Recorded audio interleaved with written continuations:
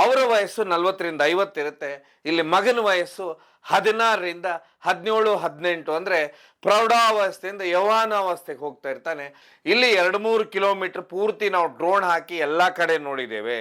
ಇಡೀ ಎಲ್ಲ ಕಡೆ ಅಲ್ಲಿ ಬರುವಂತ ಮೊಬೈಲ್ಗಳೇನಿದಾವೆ, ಫೋನ್ಗಳಿದಾವೆ, ಪ್ರತಿಯೊಂದು ಫೋನ್ಗಳನ್ನ ಚೆಕ್ ಮಾಡಿದ್ದೇವೆ.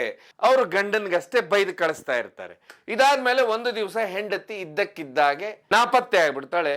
ಗಂಡ ಏನ್ ಮಾಡ್ತಾನೆ ಅಂದ್ರೆ ಆ ಪೊಲೀಸ್ ಇನ್ಸ್ಪೆಕ್ಟರ್ ವಿರುದ್ಧನೇ ಕಂಪ್ಲೇಂಟ್ ಕೊಟ್ಬಿಡ್ತಾನೆ, ನನ್ನ ಹೆಂಡತಿಯನ್ನ ಇವರು ಕಿಡ್ನಾಪ್ ಮಾಡಿದ್ದಾರೆ ಅಂತ. ಆದ್ರೆ ಈ ವ್ಯಕ್ತಿ ಏನ್ ಮಾಡ್ಬಿಡ್ತಾನಂದ್ರೆ ಬೆಂಗಳೂರು ಹೈಕೋರ್ಟಿಗೆ ಬಂದು ಹೇಬಿಯಸ್ ಕಾರ್ಪಸ್ ಅರ್ಜಿಯನ್ನು ಹಾಕಿಬಿಡ್ತಾನೆ. ಪದೇ ಪದೇ ಅಂತ ಹೇಳಿದ್ರೆ ಇವನು ಅರಸೀಕೆರೆಗೆ ಹೋಗ್ತಾನೆ. ಹೀಗಾಗಿ ಇವ್ರು ಏನ್ ಮಾಡ್ಬಿಡ್ತಾರೆ, ಅರಸೀಕೆರೆಗೆ ಇವನಿಂದ ಹೋಗ್ತಾರೆ. ಆದ್ರೆ ಈ ವ್ಯಕ್ತಿ ಅರಸೀಕೆರೆಗೆ ಹೋಗ್ತಿರ್ತಾನೆ. ಯಾಕಂತ ಹೇಳಿದ್ರೆ, ಮಾನ್ಯ ವೀಕ್ಷಕರೇ, ಅಳಿದುಳಿದವರು ಕಂಡಂತೆ ಸ್ವಾಗತ ಸುಸ್ವಾಗತ.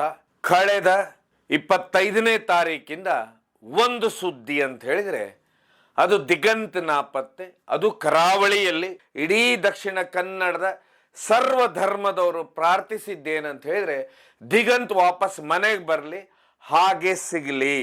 ಇದೆಲ್ಲದಕ್ಕಿಂತ ವಿಶೇಷವಾಗಿ ಸದನದಲ್ಲೇ ಇದು ದೊಡ್ಡ ಮಟ್ಟದ ಚರ್ಚೆ ಆಗಿತ್ತು. ಯಾಕಂತ ಹೇಳಿದ್ರೆ ಸ್ವತಃ ಸಭಾಧ್ಯಕ್ಷರ ಪೀಠದಲ್ಲಿ ಕೂತ್ಕೊಂಡಂತ UT ಖಾದರ್ ಅವರೇ ಆ ಪ್ರಶ್ನೆಯನ್ನ ಗೃಹ ಮಂತ್ರಿಗಳಿಗೆ ಮಾಡಿದ್ರು. ಯಾಕಂತ ಹೇಳಿದ್ರೆ ಸ್ವತಃ UT ಖಾದರ್ ಅವರ ಕ್ಷೇತ್ರ ಇದು. ಇಂಥ ಜಾಗದಲ್ಲಿ 12ನೇ ಕ್ಲಾಸಿನ ಎಕ್ಸಾಮು ಇನ್ನೇನು ನಾಳೆ ನಾಡಿದ್ರು ಪ್ರಾರಂಭ ಆದ್ರೆ ಹಾಲ್ ಟಿಕೆಟ್ ತರ್ಲಿಕ್ಕೆ ಹೋದಂತ ವಿದ್ಯಾರ್ಥಿ ಸಂಜೆ ನಾಪತ್ತೆ. ಅದಕ್ಕೆ 100 ಮಾರ್ಗದಲ್ಲಿ ಸುಮಾರು ವಿಷಯಗಳು ಚರ್ಚೆ ಆದವು. ಆದರೆ ಒಂದು ಪೊಲೀಸ್ ಬಲ್ಲ ಮೂಲಗಳಿಗೆ ಗೊತ್ತಿತ್ತು. ಏನಂತ ಹೇಳಿದ್ರೆ ದಿಗಂತ್ ತನ್ನ ಪಾಡಿಗೆ ತಾನು ಹೋಗಿದ್ದಾನೆ, ಎಲ್ಲೋ ಮನೆ ಬಿಟ್ಟು ಅನ್ನುವಂಥದ್ದು ಮಾತ್ರ ಪೊಲೀಸರಿಗೆ ಕೆಲವೊಂದು ಮಾಹಿತಿ ಇತ್ತು. 2 ದಿವಸದ ನಂತರನೇ ಮಾಹಿತಿ ಇತ್ತು. ಅದು ಈಗ ಸರಿಯಾಗಿದೆ. ಯಾಕಂದ್ರೆ ಇವತ್ತು ದಿಗಂತ್ ಪತ್ತೆ ಆಗಿದ್ದಾನೆ ಉಡುಪಿಯಲ್ಲಿ. ಹಾಗಾದ್ರೆ ರೈಲ್ವೆ ಹಳಿ, ಚಪ್ಪಲಿ, ಅದರ ಮೇಲೆ ಬಿದ್ದಂತ ಬ್ಲಡ್ಡು, ಇದೆಲ್ಲಕ್ಕಿಂತ ಹೆಚ್ಚಾಗಿ ಏನು 2 ದಿವಸದಿಂದ ಪೊಲೀಸರು ಕೂಬಿಂಗ್ ಮಾಡ್ತಾ ಇದ್ರು ಈ ಭಾಗದಲ್ಲಿ ಅಂದ್ರೆ ರೈಲ್ವೆ ಹಳಿ ಅಕ್ಕಪಕ್ಕ ಅನ್ನುವಂಥದ್ದು ಪ್ರಶ್ನೆ ಬರುತ್ತೆ. ಯಾಕಂತ ಹೇಳಿದ್ರೆ ಅವರ ಮನೆಯವರು ಹೇಬಿಯಸ್ ಕಾರ್ಪಸ್ ಅರ್ಜಿಯನ್ನ ಹಾಕಿದ್ರು ಕೋರ್ಟಿಗೆ. 20 ವರ್ಷದ ಹಿಂದೆ ಒಂದು ಸಲ್ಲಿಸಿದಂತ ಹೇಬಿಯಸ್ ಅರ್ಜಿನು ಇಷ್ಟೇ ದೊಡ್ಡ ಮಟ್ಟದ ಸಂಚಲನ ಸೃಷ್ಟಿಯಾಗಿತ್ತು. ನೋಡುವ, ಅದಕ್ಕಿಂತ ಮೊದಲು ದಿಗಂತ್ ಎಲ್ಲಿ ಪತ್ತೆ ಆದ ಅಂತ ಹೇಳಿದ್ರೆ ಉಡುಪಿಯಲ್ಲಿ ಇವತ್ತು ಮಧ್ಯಾಹ್ನ ಪತ್ತೆಯಾಗಿದ್ದಾರೆ. ದಿಗಂತ್ ಅಂತ ಹೇಳಿದ್ರೆ ತಮ್ಮ ಮನೆಗೆ ಬಂದಿದ್ದಾನೆ. ಹಾಗಾದ್ರೆ ಏನಾಗಿತ್ತು, ಯಾಕೆ ಹೋಗಿರ್ಬೋದು ಅನ್ನೋಂಥದ್ದು ಈಗಾಗಲೇ ಸುಮಾರು ಮಾಹಿತಿಗಳು ಬರ್ತಾ ಇದ್ದಾವೆ. ಅದು ಏನಂತ ಹೇಳಿದ್ರೆ ನಿಮಗೆಲ್ಲ ಗೊತ್ತಿರುತ್ತೆ. ರೈಲ್ವೆ ಟ್ರ್ಯಾಕ್ ಅಂತ ಹೇಳಿದ್ದು ಒಂದು ಕಡೆ ದಿಗಂತ್ ಇರುವಂಥವ್ರು ಅಮೆಮಾರು, ಆ ಪಕ್ಕದಲ್ಲಿ ಅದು ಮೇರೆ ಮಜಲು, ಅದ್ರ ಮಧ್ಯೆನೇ ಟ್ರ್ಯಾಕ್ ಇದ್ದಿದ್ದು. ಏನು ಹಾಲ್ ಟಿಕೆಟ್ ತರ್ಲಿಕ್ಕೆ ಹೋದಂತ ಹುಡುಗ ಇದ್ದಾನೆ, ಸಂಜೆ ಮನೆಗೆ ಬರ್ತಾನೆ. ಮನೆಗೆ ಬಂದ ನಂತರ ಅವನ ಹಾಲ್ ಟಿಕೆಟ್ ಎಲ್ಲ ಇಟ್ಟು ಸ್ನಾನ ಮಾಡಿಕೊಂಡು ಪೂಜೆ ಮಾಡಿಕೊಂಡು ದೇವಸ್ಥಾನಕ್ಕೆ ಹೋಗಿ ಬರ್ತೇನೆ ಅಂತಾನೆ.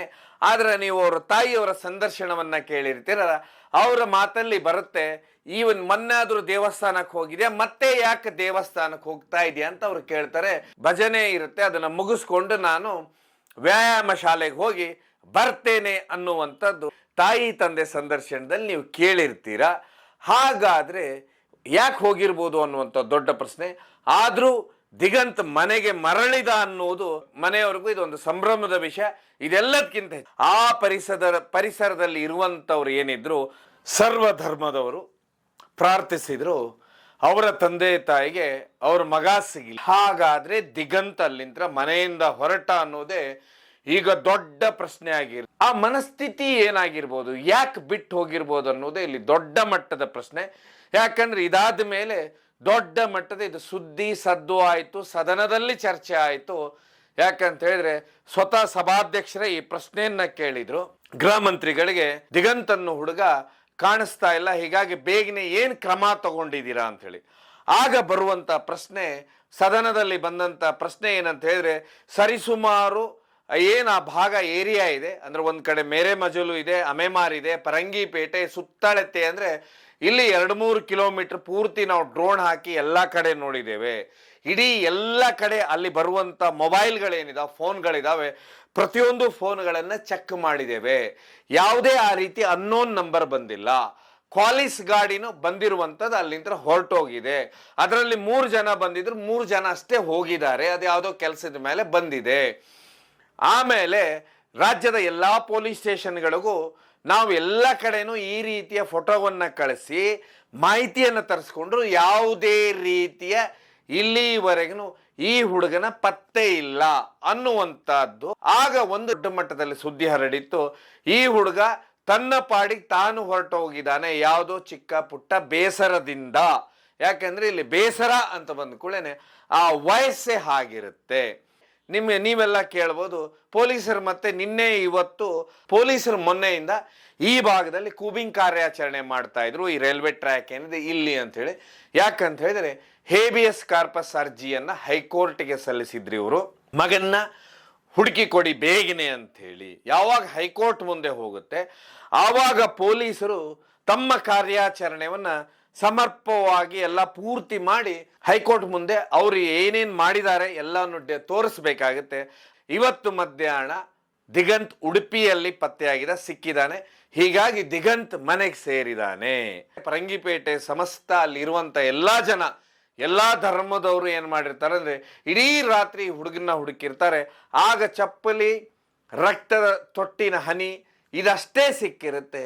ಇದಾದ ಮೇಲೆ ಪರಂಗಿಪೇಟೆ ಸ್ಟೇಷನ್ಗೆ ಒಂದು ಕಡೆ ಕಾರವಾರ, ಬೆಂಗಳೂರಿನಿಂದ ಕಾರವಾರ ಭಾಗದ ಕಡೆ ಟ್ರೈನ್ಗಳು ಹೊರಟ್ರೆ, ಇನ್ನೊಂದು ಕಡೆ ಕಾರವಾರ ಮಂಗಳೂರು ಕಡೆಯಿಂದ ಬರುವಂತ ಟ್ರೈನ್ಗಳೇನಿದೆ ಬೆಂಗಳೂರು ಹೋಗ್ತವೆ.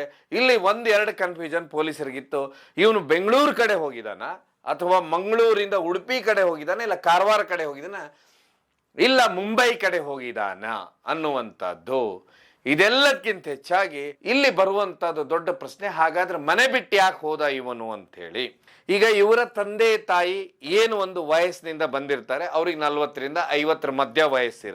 ಈ ವಯಸ್ಸಲ್ಲಿ ಏನಾಗುತ್ತೆ ಅಂದ್ರೆ ಸಹಜವಾಗಿ ಇತ್ತೀಚೆಗೆ ಸುಮಾರು ಅವ್ರೇನು ಘಟನೆಗಳನ್ನ ನೋಡಿರ್ತಾರೆ. ಇತ್ತೀಚೆಗೆ ಎಲ್ಲರಿಗೂ ಮಕ್ಕಳು 2 ಅಥವಾ 3 ಅಥವಾ 1 ಮಗು ಇರುತ್ತೆ. ಹೀಗಾಗಿ ಅವರೆಲ್ಲ ಏನ್ ಮಾಡ್ತಾರೆ ಅಂದ್ರೆ ತಮ್ಮ ಮಕ್ಕಳು ಒಂದು ವೇಳೆ 10th ಪಾಸ್ ಆದ ನಂತರ ತುಂಬಾ ನಿಗಾ ಇಡ್ಲಿಕ್ಕೆ ಶುರು ಮಾಡ್ತಾರೆ. ಯಾಕೆಂದ್ರೆ ನಿಮ್ಗೆ ಗೊತ್ತು, ಸೋಷಿಯಲ್ ಮೀಡಿಯಾದಲ್ಲಿ ಯಾವ್ಯಾವ ರೀತಿಯ ಸುದ್ದಿಗಳು ಬರ್ತಾವೆ. ಇದೆಲ್ಲಕ್ಕಿಂತ ಸ್ವಲ್ಪ ಹಿಂದಿನ ವರ್ಷಗಳಿಗೆ ಹೋದ್ರೆ ಚಟುವಟಿಕೆಯಲ್ಲಿ ಪಾಲ್ಗೊಳ್ಳಿಕ್ಕೆ ಹೋಗಿ ಬೇರೆ ಬೇರೆ ರೀತಿ ತಮ್ಮ ಎಜುಕೇಶನ್ ಡಿಸ್ಕಂಟಿನ್ಯೂ ಮಾಡಿದರೆ ಇದು ಈ ಭಾಗದಲ್ಲಿ ದೊಡ್ಡ ಮಟ್ಟದ ತಂದೆ ತಾಯಿ ಹತ್ರ ಭಯ ಮೂಡಿಸಿದೆ. ಹೀಗಾಗಿ ಇವ್ರು ಏನ್ ಮಾಡ್ತಾರೆ ಅಂದ್ರೆ ಎಕ್ಸಾಮ್ ಟೈಮಲ್ಲಿ ಪರೀಕ್ಷೆ ಬಂತು ಅಂತ ಹೇಳಿದ್ರೆ ಮಕ್ಕಳನ್ನ ಸ್ವಲ್ಪ ಸ್ಟ್ರಿಕ್ಟ್ ಆಗಿ ಮಾಡ್ತಾರೆ. ಯಾಕಂದ್ರೆ ಮಕ್ಕಳ ಮೇಲೆ ಪ್ರೀತಿ ಇರುತ್ತೆ. ಅದೇ ಮಕ್ಕಳು ಮುಂದೆ ಏನಾದರೂ ಒಂದು ಇಂಜಿನಿಯರ್, ಡಾಕ್ಟ್ರು ಅಥವಾ ಸಮಾಜಕ್ಕೆ ಏನೋ ದೊಡ್ಡ ವ್ಯಕ್ತಿಯಾಗಿ ಬೆಂಗಳೂರು, ಮುಂಬೈಯೋ, ವಿದೇಶದಲ್ಲಿ ಕೆಲಸ ಮಾಡಲಿ ಅನ್ನುವಂಥ ಆಸೆ ದೊಡ್ಡ ಮಟ್ಟದಲ್ಲಿ ಇವ್ರಿಗಿರುತ್ತೆ. ಇವ್ರೇನ್ ಮಾಡ್ತಾರೆ ಅಂದ್ರೆ ಎಜುಕೇಶನ್ ಬಗ್ಗೆ ತಂದೆ ತಾಯಿ ತುಂಬಾ ತಲೆ ಕೆಡಿಸ್ಕೊಂಡಿರ್ತಾರೆ. ಇದು ಅವರ ವಯಸ್ಸು 40ರಿಂದ 50 ಇರುತ್ತೆ. ಇಲ್ಲಿ ಮಗನ ವಯಸ್ಸು 16ರಿಂದ 17, 18 ಅಂದ್ರೆ ಪ್ರೌಢಾವಸ್ಥೆಯಿಂದ ಯೌವನಾವಸ್ಥೆಗೆ ಹೋಗ್ತಾ ಇರ್ತಾನೆ. ಆಗ ಇವರ ಮನಸ್ಥಿತಿಗಳು ತುಂಬಾ ಕದಲಿ ಬಿಟ್ಟಿರ್ತಾವೆ.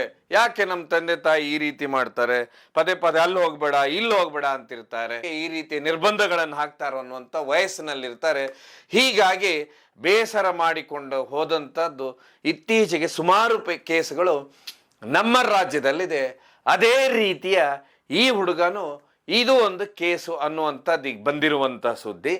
ಹಾಗಾದ್ರೆ ಹೇಬಿಯಸ್ ಕಾರ್ಪಸ್ ಅನ್ನುವಂಥದ್ದು ಏನು ಬರುತ್ತೆ, ಇದೇ ಹೇಬಿಯಸ್ ಕಾರ್ಪಸ್ಸು ಈಗ ಇವ್ರ ಅರ್ಜಿ ಸಲ್ಲಿಸಿದಾಗ ಯಾವ ರೀತಿ ಪೊಲೀಸರು ಕೆಲಸ ಮಾಡ್ತಿದ್ರು, ಇದೇ ರೀತಿ 20 ವರ್ಷದ ಹಿಂದೆನೂ ಇದೇ ಕರಾವಳಿ ಭಾಗದಲ್ಲಿ ಒಂದು ಘಟನೆ ನಡೆಯುತ್ತೆ. ಈ ಘಟನೆ ಏನಂತ ಹೇಳಿದ್ರೆ ಅದರಲ್ಲೂ ಹೇಬಿಯಸ್ ಕಾರ್ಪಸ್ ಅರ್ಜಿ ಇರುತ್ತೆ. ಇದು ಯಾವ ರೀತಿ ಪೊಲೀಸರಿಗೆ ತಲೆನೋವಾಗ್ಬಿಡುತ್ತಂದ್ರೆ ಇದ್ರ ಬಗ್ಗೆ ಡೈಲಿ ಮಾಧ್ಯಮಗಳಲ್ಲಿ ಬರ್ತಾ ಇರುತ್ತೆ. ಹಾಗಾದ್ರೆ ಯಾವ ಕೇಸ್ ಇದನ್ನು ನೋಡ್ತಾ ಹೋದ್ರೆ, ಇಬ್ರು ಗಂಡ ಹೆಂಡತಿ, ಅವ್ರ ಮಧ್ಯೆ ಪದೇ ಪದೇ ಜಗಳ ಆಗ್ತಿರುತ್ತೆ. ಮಕ್ಕಳೆಲ್ಲ ಇರ್ತಾರವ್ರಿಗೆ ಜಗಳ ಆಗ್ತಾ ಇರುತ್ತೆ. ಈ ಜಗಳ ಏನಂದ್ರೆ ಪದೇ ಪದೇ ಪೊಲೀಸ್ ಸ್ಟೇಷನ್ ಹೋಗ್ತಾ ಇರುತ್ತೆ. ಆ ಪೊಲೀಸ್ ಸ್ಟೇಷನ್ ನಲ್ಲಿ ಇನ್ಸ್ಪೆಕ್ಟರ್ ಒಬ್ರು ಇರ್ತಾರೆ, ಅವರ ಭಾಷೆಯನ್ನೇ ಮಾತಾಡೋಂತಾರಾಗಿರ್ತಾರೆ. ಹೀಗಾಗಿ ಅವ್ರು ಬಂದಾಗ ಏನ್ ಮಾಡ್ತಿರ್ತಾರೆ ಅಂದ್ರೆ ಗಂಡ ಹೆಂಡತಿ ಇಬ್ರು ಬರ್ತಾರೆ ಜಗಳ ಮಾಡ್ಕೊಂಡು, ಗಂಡನಿಗೆ ಬುದ್ಧಿ ಹೇಳಿ ಸ್ವಲ್ಪ ಬೈದು ಕಳಿಸ್ತಾ ಇರ್ತಾರೆ. ಯಾಕೆ ಬೈದು ಕಳಿಸ್ತಾ ಇರ್ತಾರೆ ಅಂದ್ರೆ, ನೋಡಪ್ಪ ನಿನ್ನ ಮಕ್ಕಳಿದ್ದಾರೆ, ಸಂಸಾರವನ್ನ ಚೆನ್ನಾಗಿ ನೋಡಕ್ಕೋ, ಪೊಲೀಸ್ ಸ್ಟೇಷನ್ ಯಾಕೆ ಪೊಲೀಸ್ ಕಂಪ್ಲೇಂಟ್ ಕೊಡ್ತೀರಾ ನೀವಿಬ್ರು ಬಂದು? ಇದರಿಂದ ನಿಮ್ಮ ಸಮಸ್ಯೆ ಪರಿಹಾರ ಆಗುದಿಲ್ಲ. ನಿಮ್ಮ ಸಮಸ್ಯೆ ನಿಮ್ಮ ಮನೆಯಲ್ಲಿನೇ ಪರಿಹರಿಸ್ಕೊಳ್ಳಿ. ಮಕ್ಕಳು ದೊಡ್ಡವರಾಗ್ತಾ ಇದಾರೆ ಪದೇ ಪದೇ ಬುದ್ಧಿ ಹೇಳಿ ಕಳಿಸಿರ್ತಾರೆ. ಹೀಗಾಗಿ ಸ್ವಲ್ಪ ಗಂಡನವರು ಬೈದು ಬುದ್ಧಿ ಹೇಳಿ ಕಳಿಸ್ತಾ ಇರ್ತಾರೆ. ಇದಾದ ಮೇಲೆ ಕಾಲಕ್ರಮೇಣ ಏನಾಗುತ್ತೆ, ಯಾಕೆಂದ್ರೆ ಮೊದಲು ಹೇಗಿತ್ತಂದ್ರೆ ಪೊಲೀಸ್ ಇಲಾಖೆಯಲ್ಲಿ ಟ್ರಾನ್ಸ್ಫರ್ ವ್ಯವಸ್ಥೆನೂ ಒಬ್ರು ಇನ್ಸ್ಪೆಕ್ಟರ್ ಬಂದ್ರೆ 3 ವರ್ಷ ಅವ್ರು ಅಲ್ಲೇ ಇರ್ತಾ ಇದ್ರು. ಅದೇ ರೀತಿನೇ ಈ ಜಗಳವನ್ನ ಪೊಲೀಸ್ ಇನ್ಸ್ಪೆಕ್ಟರ್ ನೋಡಿದಾಗೆಲ್ಲ ಅವರು ಗಂಡನ್ಗಷ್ಟೇ ಬೈದು ಕಳಿಸ್ತಾ ಇರ್ತಾರೆ. ಇದಾದ್ಮೇಲೆ ಒಂದು ದಿವಸ ಹೆಂಡತಿ ಇದ್ದಕ್ಕಿದ್ದಾಗೆ ನಾಪತ್ತೆ ಆಗ್ಬಿಡ್ತಾಳೆ. ಗಂಡ ಏನ್ ಮಾಡ್ತಾನೆ ಅಂದ್ರೆ, ಪೊಲೀಸ್ ಸ್ಟೇಷನ್ಗೆ ಬಂದವನೇ ಪೊಲೀಸ್ ಸ್ಟೇಷನ್ ನಲ್ಲಿ ಏನ್ ಮಾಡ್ಬಿಡ್ತಾರೆ, ಆ ಪೊಲೀಸ್ ಇನ್ಸ್ಪೆಕ್ಟರ್ ವಿರುದ್ಧನೇ ಕಂಪ್ಲೇಂಟ್ ಕೊಟ್ಬಿಡ್ತಾನೆ, ನನ್ನ ಹೆಂಡತಿಯನ್ನ ಇವರು ಕಿಡ್ನಾಪ್ ಮಾಡಿದ್ದಾರೆ ಅಂತ. ಆಗ ಇದು ದೊಡ್ಡ ಸಮಸ್ಯೆ ಆಗ್ಬಿಡುತ್ತೆ. ಕಿಡ್ನಾಪ್ ಮಾಡಿದಾರೆ ಅಂದ್ಕೊಳ್ಳೇನೆ. ಆಗ ಪೊಲೀಸರು ಏನ್ ಮಾಡ್ಬಿಡ್ತಾರೆ ಅಂದ್ರೆ, ಪೊಲೀಸರು ಇದ್ರಲ್ಲಿ ಏನ್ ಮಾಡ್ಬಿಡ್ತಾರೆ, ಇವನೇ ಎಲ್ಲೋ ಆ ಹೆಣ್ಮಗಳನ್ನ ಒಂದು ಅಜ್ಞಾತ ಸ್ಥಳಕ್ಕೆ ಕಳಿಸಿ ನಮ್ಮ ಮೇಲೇನೆ ಕಂಪ್ಲೇಂಟ್ ಕೊಡ್ಲಿಕ್ಕೆ, ನಮ್ಮ ಮೇಲೇನೆ ಹಗೆ ಸಾಧಿಸ್ತಾ ಇದ್ದಾನೆ ಅಂತ ಫಸ್ಟ್ ತಿಳ್ಕೊಳ್ತಾರೆ. ಆದ್ರೆ ಈ ವ್ಯಕ್ತಿ ಏನ್ ಮಾಡ್ಬಿಡ್ತಾನಂದ್ರೆ, ಬೆಂಗಳೂರು ಹೈಕೋರ್ಟಿಗೆ ಬಂದು ಹೇಬಿಯಸ್ ಕಾರ್ಪಸ್ ಅರ್ಜಿಯನ್ನು ಹಾಕಿಬಿಡ್ತಾನೆ. ಯಾವಾಗ ಹೇಬಿಯಸ್ ಅರ್ಜಿ ಬರುತ್ತೆ, ಪೊಲೀಸರಿಗೆ, ಉನ್ನತ ಅಧಿಕಾರಿಗಳಿಗೆ ಇದು ದೊಡ್ಡ ಮಟ್ಟದ ಟೆನ್ಷನ್ ಆಗ್ಬಿಡುತ್ತೆ ಕರಾವಳಿ ಭಾಗದಲ್ಲಿ. ಆಗ ಅವ್ರು ಏನ್ ಮಾಡ್ಬಿಡ್ತಾರಂದ್ರೆ, ದೊಡ್ಡ ಮಟ್ಟದ ತಂಡಗಳನ್ನೇ ರಚಿಸ್ತಾರೆ. ಆ ತಂಡದಲ್ಲಿ ಏನ್ ಮಾಡ್ಬಿಡ್ತಾರೆ ಅಂದ್ರೆ, ಇವ್ರದೇ ಏರಿಯಾದಲ್ಲಿ ಇರುವಂತ, ಇವರು ಯಾರ ವ್ಯಕ್ತಿ ಒಟ್ಟಿಗೆ ಒಡನಾಡಿಗಳಿದ್ದಾರೆ ಅವ್ರ ಜೋಡಿ ಚೆನ್ನಾಗಿರುವಂತ ಮಹಿಳಾ ಕಾನ್ಸ್ಟೇಬಲ್ ದಕ್ಷವಾಗಿರೋರನ್ನ ಆಯ್ಕೆ ಮಾಡಿ ಇವ್ರ ಹಿಂದೆ ಬಿಡ್ತಾರೆ. ಅವರು ಯಥಾ ಪ್ರಕಾರ ಈ ವ್ಯಕ್ತಿ ಮೇಲೇನೆ ಅಂತ ಪೊಲೀಸ್ ಇಲಾಖೆ ಸಂಶಯ ಇರುತ್ತೆ. ಮೊದಲಿಗೆ ಈ ವ್ಯಕ್ತಿ ಬೆಂಗಳೂರಿಗೆ ಹೋಗ್ತಾನೋ ಎಲ್ಲಿ ಹೋಗ್ತಾನೆ ಅಂತ ಹೇಳಿ ಅವ್ರಿಗೆ ಡೌಟ್ ಇರುತ್ತೆ. ಈ ವ್ಯಕ್ತಿ ಬೆಂಗಳೂರು ಹೋಗೋನು ಪದೇ ಪದೇ ಅಂತ ಹೇಳಿ ಇವನು ಅರಸೀಕೆರೆ ಹೋಗ್ತಾ ಇರ್ತಾನೆ. ಹೀಗಾಗಿ ಇವ್ರು ಏನ್ ಮಾಡ್ಬಿಡ್ತಾರೆ, ಅರಸೀಕೆರೆಗೆ ಇವನಿಂದ ಹೋಗ್ತಾರೆ. ಆದ್ರೆ ಈ ವ್ಯಕ್ತಿ ಅರಸೀಕೆರೆಗೆ ಹೋಗ್ತಿರ್ತಾನೆ ಯಾಕಂತ ಹೇಳಿದ್ರೆ, ಒಂದು ಪಾರ್ಸೆಲ್ ಗಾಡಿಯಲ್ಲಿ ಗೂಡ್ಸ್ ಗಾಡಿ ಅರಸೀಕೆರೆ ಹೋಗ್ತಾ ಇರುತ್ತೆ. ಅಲ್ಲಿ ಅರಸೀಕೆರೆ ಹೋಗಿಳಿದು ಅಲ್ಲಿಂದ ಟ್ರೈನ್ ನಲ್ಲಿ ಬೆಂಗಳೂರು ಹೋಗ್ತಾ ಇರ್ತಾನೆ. ಅವ್ರ ಪೊಲೀಸ್ ತಂಡ ಏನ್ ಮಾಡುತ್ತೆ, ಅರಸೀಕೆರೆ ಹೋಗುತ್ತೆ, ಅಲ್ಲಿ ಇಳಿತಾನೆ. ಅಲ್ಲಿ ಇಳಿದ ನಂತರ ಬೆಂಗಳೂರು ಟ್ರೈನ್ ಅಲ್ಲಿ ಹೋಗ್ತಾನೆ. ಯಥಾ ಪ್ರಕಾರ ಏನ್ ಹೈಕೋರ್ಟ್ ಮುಂದೆ ಹೋಗಿ ತನ್ನ ಅರ್ಜಿ ಏನಾಯ್ತು ಅಂತ ನೋಡ್ತಾನೆ. ಆಗ ಗೊತ್ತಾಗುತ್ತೆ ಇವ್ರಿಗೆ, ಇವನು ಇಲ್ಲಿ ಅಂದ್ರೆ ಇವನು ಅರಸೀಕೆರೆಗೆ ಹೋಗುದು ಯಾಕಂತ ಹೇಳಿದ್ರೆ, ಇವನು ಬೆಂಗಳೂರು ಹೋಗೋದಕ್ಕೆ ಸ್ವಲ್ಪ ದುಡ್ಡು ಉಳಿಸ್ಬೇಕಂತ ಹೇಳಿ ಈ ರೀತಿ ಹೋಗ್ತಾ ಇದ್ದಾನೆ ಅಂತ ಅವ್ರಿಗೆ ಗೊತ್ತಾಗುತ್ತೆ. ಅದಾದ ಮೇಲೆ ಏನ್ ಮಾಡ್ಬಿಡ್ತಾರೆ ಅಂದ್ರೆ, ಆ ಒಂದು ಲೇಡಿ ಅವ್ರ ಕಾನ್ಸ್ಟೇಬಲ್ ಏನಿರ್ತಾರೆ ಅವರು ಅವ್ರ ಏರಿಯಾದಲ್ಲಿ ಎಲ್ಲ ಕಡೆ ವಿಚಾರಣೆ ಮಾಡ್ಲಿಕ್ಕೆ ಶುರು ಮಾಡ್ತಾರೆ. ವಿಚಾರಣೆ ಮಾಡ್ತಾ ಮಾಡ್ತಾ ಮಾಡ್ತಾ ಏನ್ ಮಾಡ್ತಾರೆ, ಹೇಬಿಯಸ್ ಕಾರ್ಪಸ್ ಅರ್ಜಿ ಏನಿದೆ ಇದು ದೊಡ್ಡ ಮಟ್ಟದಲ್ಲಿ ಸದ್ದಾಗಿರುತ್ತೆ. ಈ ವ್ಯಕ್ತಿ ಪದೇ ಪದೇ ಬೆಂಗಳೂರು ಹೋಗಿ ಇದು ಮಾಡ್ತಿರ್ತಾನೆ. ಹೀಗಾಗಿ ಅವ್ರು ಏನ್ ಮಾಡ್ಬಿಡ್ತಾರೆ ಅಂದ್ರೆ, ಅವ್ರ ಏರಿಯಾ, ಆ ಹೆಣ್ಮಗಳು ಎಲ್ಲಿರ್ತಾಳೆ ಆ ಮನೆ ಅಕ್ಕ ಪಕ್ಕ ಎಲ್ಲ ಕಡೆ ಹೋಗ್ಲಿಕ್ಕೆ ಶುರು ಮಾಡ್ತಾರೆ. ಆಗ ಇವ್ರು ಏನ್ ಮಾಡ್ಬಿಡ್ತಾರೆ ಅಂದ್ರೆ, ಒಂದು ಮನೆ ಹತ್ರ ಹೋಗಿ ಬರ್ತಾರೆ. ಮನೆ ಹತ್ರ ಹೋಗಿ ಬರ್ತಾರೆ. ಹೋಗಿ ಬಂದ ಕೂಡಲೇ ಏನಾಗ್ಬಿಡುತ್ತೆ ಅಂದ್ರೆ, ಅಲ್ಲಿ ಆ ಹೆಣ್ಮಗಳು ಬಂದ ಕೂಡಲೇನೆ ಆ ಮನೆ ಅಕ್ಕಪಕ್ಕದಲ್ಲಿದ್ದಂಥವ್ರು, ಇವತ್ತು ನಿನ್ನ ಮನೆಗೆ ಪೊಲೀಸರು ಬಂದಿದ್ರು. ಪೊಲೀಸರು ಏನ್ ಮಾಡಿರ್ತಾರಂತ ಹೇಳಿದ್ರೆ, ಸುಮ್ಮನೆ ಹೋಗಿರ್ತಾರ ಆ ಮನೆ ಹತ್ರ, ಅವ್ರೇನು ಈ ನಿರ್ದಿಷ್ಟವಾಗಿ ಹೋಗಿರೋದಿಲ್ಲ. ಆಗ ಆ ಹೆಣ್ಮಗಳು ಏನ್ ಮಾಡ್ಬಿಡ್ತಾಳೆ ಅಂತ ಹೇಳಿದ್ರೆ, ಸೀದಾ ಒಂದು ವಕೀಲರ ಹತ್ರ ಹೋಗಿ ಈ ರೀತಿ ಆಗಿಬಿಟ್ಟಿದೆ ನಂದು, ಏನಂತ ಹೇಳಿದ್ರೆ ಆ ಹೆಣ್ಮಗಳು ಗಂಡ ಹೆಂಡತಿ ಪದೇ ಪದೇ ಜಗಳ ಮಾಡ್ಕೊಳ್ತಾ ಇದ್ರು. ಹೀಗಾಗಿ ಅವ್ರ ಹೆಂಡತಿ ನನ್ನ ಹತ್ರ ಬಂದ್ಲು, ನನಗೆ ತುಂಬಾ ವರ್ಷದಿಂದ ಪರಿಚಯ. ಹೀಗಾಗಿ ನಾನು ಉತ್ತರ ಕನ್ನಡ ಭಾಗದಲ್ಲಿ ಒಂದು ಕಡೆ ಕೆಲಸ ಕೊಡಿಸಿದ್ದೇನೆ ಅವ್ರಿಗೆ ಒಂದು ಮನೆಯಲ್ಲಿ. ಆದ್ರೆ ಇವತ್ತು ಪೊಲೀಸರು ಹುಡ್ಕೊಂಡು ನನ್ನ ಮನೆಗೆ ಬಂದು ಬಿಟ್ಟಿದ್ರು, ನಾನೇನು ಮಾಡ್ಲಿ ಅಂದ್ಕೊಳ್ಳೇನೆ ಆ ವಕೀಲರು ಹೇಳ್ತಾರೆ, ನೀನೇನ್ ಜಾಸ್ತಿ ತಲೆ ಕೆಡಿಸ್ಕೊಬೇಡ, ಆ ಹೆಣ್ಮಗಳನ್ನ ಕರ್ಕೊಂಡು ಬಾ ನನ್ನ ಹತ್ರ, ನಾವು SP ಅವ್ರ ಮುಂದೆ ಅವ್ರನ್ನ ಹಾಜರುಪಡಿಸುವ ಅಂತ ಹೇಳ್ತಾರೆ. ಆಗ ಏನ್ ಮಾಡ್ತಾರೆ, ಆ ಹೆಣ್ಮಗಳನ್ನ ಹೋಗಿ ಕರ್ಕೊಂಡು ಬರ್ತಾರೆ. ಕರ್ಕೊಂಡು ಬಂದಂಥವ್ರು ಸೀದಾ ಏನ್ ಮಾಡ್ತಾರೆ, ಆ ವಕೀಲರ ಹತ್ರ ಕರ್ಕೊಂಡು ಬರ್ತಾರೆ. ವಕೀಲರು ಕರ್ಕೊಂಡೋಗಿ SP ಕಚೇರಿಗೆ ಹೋಗಿ ಬಿಡ್ತಾರೆ. ಬಿಟ್ಟು SP ಅವ್ರಿಗೂ ಸಂಬಂಧಪಟ್ಟ ಅಧಿಕಾರಿಗಳನ್ನೆಲ್ಲ ಕರೆಸ್ತಾರೆ. ಕರೆಸಿದಂಥವ್ರು ಒಂದು ಮಾತು ಹೇಳ್ತಾರೆ, ಎಲ್ಲ ಲೇಡೀಸ್ ಕಾನ್ಸ್ಟೇಬಲ್ನ ಕರೆಸ್ತಾರೆ. EM ಅನ್ನ ಕರ್ಕೊಂಡೋಗಿ ಬೆಂಗಳೂರು ಹೋಗಿ ಇವ್ರನ್ನ ಹೈಕೋರ್ಟ್ದಲ್ಲಿ ಜಡ್ಜ್ ಮುಂದೆ ನಿಲ್ಲಿಸಿ, ಅಲ್ಲಿವರೆಗೆ ಯಾವುದೇ ಪ್ರಶ್ನೆಗಳನ್ನು ಕೇಳಬೇಡಿ. ಯಾಕಂತ ಹೇಳಿದ್ರೆ ಅವ್ರದ್ದೇನಿದೆ ಅವ್ರದ್ದೇ ಸಮಸ್ಯೆ ಜಡ್ಜ್ ಮುಂದೆನೆ ಹೇಳ್ಕೊಳ್ಳಿ. ಯಾಕಂದ್ರೆ ಆ ವ್ಯಕ್ತಿ ಬಂದ್ಬಿಟ್ಟು ಪೊಲೀಸರ ವಿರುದ್ಧನೇ ಕಂಪ್ಲೇಂಟ್ ಕೊಟ್ಟಿದ್ದಾನೆ ಅನ್ನುವಂಥದ್ದು. ಆಗ ಪೊಲೀಸ್ ಏನು ಲೇಡೀಸ್ ಪೊಲೀಸ್ ಏನಿದ್ದಾರೆ ಆ ಲೇಡಿನ ಕರ್ಕೊಂಡು ಬಂದು ಜಡ್ಜ್ ಮುಂದೆ ಹಾಜರುಪಡಿಸ್ತಾರೆ. ಆಗ ಆ ಲೇಡಿ ಹೇಳೋದೇನಂತ ಹೇಳಿದ್ರೆ, ನನ್ನ ಗಂಡ ತುಂಬಾ ಕಿರಿಕಿರಿ ಮಾಡ್ತಾ ಇದ್ದ, ಹೀಗಾಗಿ ನಾನು ಬೇಜಾರಾಗಿ ನಾನೇ ಬೇರೆ ಕಡೆ ಎಲ್ಲಾದ್ರೂ ಹೊರಟು ಹೋಗ್ಬಿಡುವ, ದಿವಸ ಜಗಳ ಯಾಕಂತ ಹೇಳಿ ಈ ರೀತಿ ನಾನು ಬೇರೆ ಜಾಗಕ್ಕೆ ಹೋಗಿ ಕೆಲ್ಸಕ್ಕೆ ಸೇರ್ಕೊಂಡಿದ್ದೆ ಅಂತ ಹೇಳಿ. ಲೇಡಿ ಹೋದಂತ ಸಮಯದಲ್ಲಿ ಇದು ಇಷ್ಟು ದೊಡ್ಡ ಮಟ್ಟದ ಸುದ್ದಿ ಆಗ್ಬಿಡುತ್ತೆ ಅಂತ ಹೇಳಿದ್ರೆ ಪೊಲೀಸರಿಗೂ ಒಂದ್ ಕಡೆ ಟೆನ್ಷನ್, ಹೇಬಿಯಸ್ ಕಾರ್ಪಸ್ ಅದು. ಅದ್ರ ಮಧ್ಯೆ ಇವಳು ಗಂಡ ಹೋಗಿ ಬೆಂಗಳೂರು ಹೋಗುವಂತದ್ದು. ಈ ಕೇಸ್ ಹ್ಯಾಕ್ ಶಾರ್ಟ್ ಔಟ್ ಆಗುತ್ತೆ ಅಂತ ಹೇಳಿದ್ರೆ ಪೊಲೀಸರು ಆ ಮನೆ ಹತ್ರ ಸುಮ್ಮನೆ ಹೋಗಿರ್ತಾರೆ ಹುಡ್ಕೊಂಡು ಆ ಲೇಡಿ ಅಂತೆ ಅವ್ರಿಗೆ ಗೊತ್ತಿರೋದಿಲ್ಲ ಅಂತ ಹೇಳಿದ್ರೆ ಬೇರೆ ಊರಿಗೆ ಕಳಿಸಿದ ಲೇಡಿ ಅಲ್ಲೇ ಇದ್ದಾಳಂತ ಅವ್ರಿಗೆ ಗೊತ್ತಿರೋದಿಲ್ಲ. ಆದ್ರೆ ಇವ್ರು ಆ ಮನೆ ಮುಂದೆ ಹೋಗಿರ್ತಾರೆ ಸುಮ್ಮನೆ ಯಾವುದೋ ಮನೆ ಹುಡ್ಕೊಂಡು ಹೋಗುವ ಅಂತ ಹೇಳಿ. ಆದ್ರೆ ಇವ್ರೇನು ಆ ಮನೆ ಮುಂದೆ ಹೋಗ್ತಾರೆ, ಅದಿಷ್ಟು ಈ ಕೆಲಸ ಮಾಡಿಬಿಡುತ್ತೆ. ಕೊನೆಗಿದು ಪ್ರಕರಣ ಸುಖಾಂತ್ಯ ಆಗುತ್ತೆ. ಅದೇ ರೀತಿನೇ ಏನು ಈ ದಿಗಂತ್ ಪ್ರಕರಣ ಇದೆ, ಇದನ್ನು ಹೇಬಿಯಸ್ ಆದ ನಂತರ ಇದನ್ನು ದೊಡ್ಡ ಮಟ್ಟದ ಇದಾಗಿರುತ್ತೆ. ಆದ್ರೆ ಎಲ್ಲೋ ಒಂದು ಕಡೆ ಆ ಹುಡುಗ ತನ್ನ ಮನೆ ಸೇರ್ಕೊಂಡ. ಎಲ್ಲಾ ಧರ್ಮದವರು ಈ ವಿಷಯದಲ್ಲಿ ಪ್ರಾರ್ಥಿಸಿದ್ರು. ಅದೇ ರೀತಿ ಈ ಪ್ರಕರಣ ಸುಖಾಂತ್ಯ ಆಯಿತು. ಆದ್ರೆ ಇಲ್ಲಿ ಏನಂತ ಹೇಳಿದ್ರೆ ಇವತ್ತಿನ ಮಕ್ಕಳ ಮನಸ್ಥಿತಿ ಇದೆಲ್ಲಕ್ಕಿಂತ ಹೆಚ್ಚಾಗಿ ಸಾಮಾಜಿಕ ಜಾಲತಾಣದಿಂದ ತುಂಬಾ ತಿಳ್ಕೊಂಡ್ಬಿಡ್ತಾರೆ. ಇನ್ನು ಇವರು ತಿಳ್ಕೊಳ್ತಾರೆ, ಹೀಗಾಗಿ ಸುಮಾರು ಪಾಸ್ವರ್ಡ್ಗಳನ್ನು ತಮ್ಮ ಮೊಬೈಲಲ್ಲಿ ಹಾಕೊಂಡಿಟ್ಕೊಂಡಿರ್ತಾರೆ. ತಂದೆ ತಾಯಿಗಳ ಆತಂಕ ಏನು, ಸಾಮಾಜಿಕ ಜಾಲತಾಣ ನೋಡಿ ಏನಾದ್ರೂ ಆಗ್ಬಿಡುತ್ತೆ ಅಂತ ಹೇಳಿ, ಹೀಗಾಗಿ ಅವ್ರ ಮಕ್ಕಳ ಮೇಲೆ ನಿಗಾ ಇಡ್ತಾರೆ.